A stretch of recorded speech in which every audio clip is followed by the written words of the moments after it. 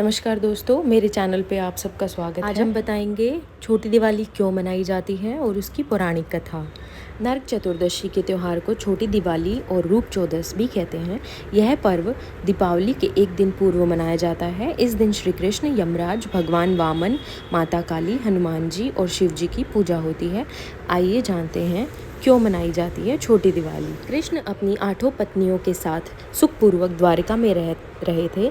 एक दिन स्वर्गलोक के राजा देवराज इंद्र ने आकर उनसे प्रार्थना की, हे कृष्ण, प्राग ज्योतिषपुर के दैत्यराज भौमासुर के अत्याचार से देवतागण त्राही त्राही कर रहे हैं। क्रूर भौमासुर ने वरुण का छत्र, अदिति के कुंडल और देवताओं की मणि छीन ली है और वह त्रिलोक विजयी हो गया है। इंद्र ने कहा, भौमासुर ने पृथ्वी के कई राजाओं और आमजनों की अति सुंदरी कन्याओं का हरण कर उन्हें अपने यहाँ बंदी गृह में डाल रखा है। कृपा आप हमें बचाइए प्रभु।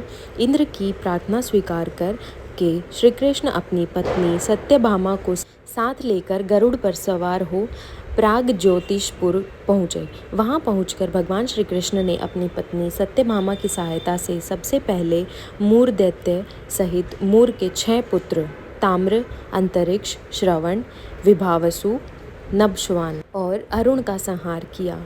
मूर दैत्य के वध हो जाने का समाचार सुन भौमासुर अपने अनेक सेनापतियों और दैत्यों की सेना को साथ लेकर युद्ध के लिए निकला। भौमासुर को स्त्री के हाथों मरने का श्राप था, इसलिए भगवान श्री कृष्ण ने अपनी पत्नी सत्यभामा को सारथी बनाया और घोर युद्ध के बाद अंत में कृष्ण ने सत्यभामा की सहायता से उसका वध कर डाला। इस प्रकार भौमासुर को मारकर श्री कृष्ण ने उसके पुत्र भगदत्त को अभयदान देकर उसे प्राग ज्योतिष का राजा बनाया। भौमासुर के द्वारा हरण कर लाई गई 16,000 सौर कन्याओं को श्री कृष्ण ने मुक्त कर दिया। ये सभी अपहरित नारियां थीं या फिर भय के कारण उपहार में दी गई थी और किसी और माध्यम से उस कारागार में लाई गई थी। वे सभी भौमासुर के द्वारा पीड़ित थी, दुखी थी, अपमानित, लांछित और कलंकित थी। सामाजिक मान्यताओं के चलते भौमासुर द्वारा बंधक बनकर रखी गई इन नारियों को कोई भी अपनाने को तैयार नहीं था। तब अंत में श्री कृष्ण ने सभी को आश्रय दिया।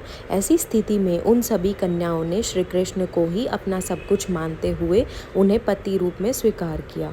लेकिन श्री कृष्ण उन्हें इस तरह नहीं मानते थे। उन सभी को श्री कृष्ण अपने साथ द्वारिकापुरी ले आए। वहाँ वे सभी कन्याएं स्वतंत्र पूर्वक अपनी इच्छा अनुसार सम्मान पूर्वक द्वारका में रहती थी, महल में नहीं। वे सभी वहाँ भजन, कीर्तन, ईश्वर भक्ति आदि करके सुखपूर्वक रहती थी। द्वारका एक भव्य नगर था जहाँ सभी समाज और वर्ग के लोग रहते थे। भागवत पुराण में बताया गया है कि भौमासुर भूमि माता का पुत्र था। विष्णु ने वराह अवतार धारण कर भूमि देवी को समुद्र से निकाला था। इसके बाद भूमि देवी ने एक पुत्र को जन्म दिया। पिता एक दैवी शक्ति और माता पुण्यात्मा होने पर भी भौमासुर क्रूर निकला। वह पशुओं से भी ज़्यादा क्रूर और अधमी था। उसकी करतूतों के कारण ही उसे नरकासुर कहा जाने लगा। श्री कृष्ण ने कार्तिक मास के कृष्ण पक्ष की चतुर्दशी को नरकासुर यानी भौमासुर का वध कर दिया था। इसी दिन की याद में दीपावली के ठीक एक दिन पूर्व नरक चतुर्दशी अर्थात छोटी दिवाली मनाई जाने लगी। मान्यता है कि नरकासुर की मृत्यु होने से उस दिन शुभ आत्माओं को मुक्ति मिली थी। इस दिन सूर्यास्त के पश्चात लोग अपने घरों के दरवाज़ों पर 14 दिए जलाकर दक्षिण दिशा में उनका मुख करके रखते हैं तथा पूजा पाठ करते हैं।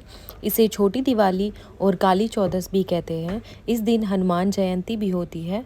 इस दिन शाम को हनुमान पूजा, काली पूजा और यमराज के निमित्त दिए जलाने से हर तरह का भय जाता रहता है और अकाल मृत्यु नहीं होती और मरने के बाद व्यक्ति को नरक के दर्शन नहीं करने पड़ते हैं।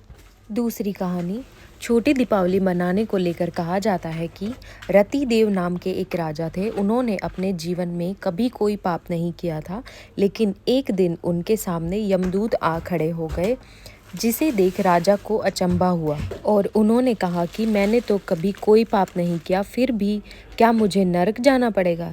यह सुनकर यमदूत ने कहा कि एक बार आपके द्वार से एक ब्राह्मण भूखा लौट गया था, यह उसी पाप का फल है। यह सुनकर राजा ने प्रायश्चित करने के लिए यमदूत से 1 वर्ष का समय मांगा।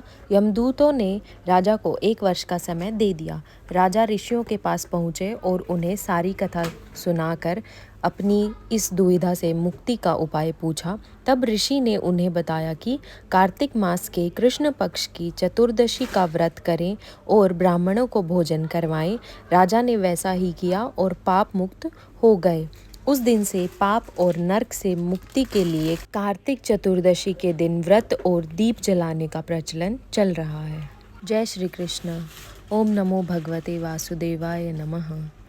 हम उम्मीद करते हैं कि आपको हमारी वीडियो पसंद आई होगी।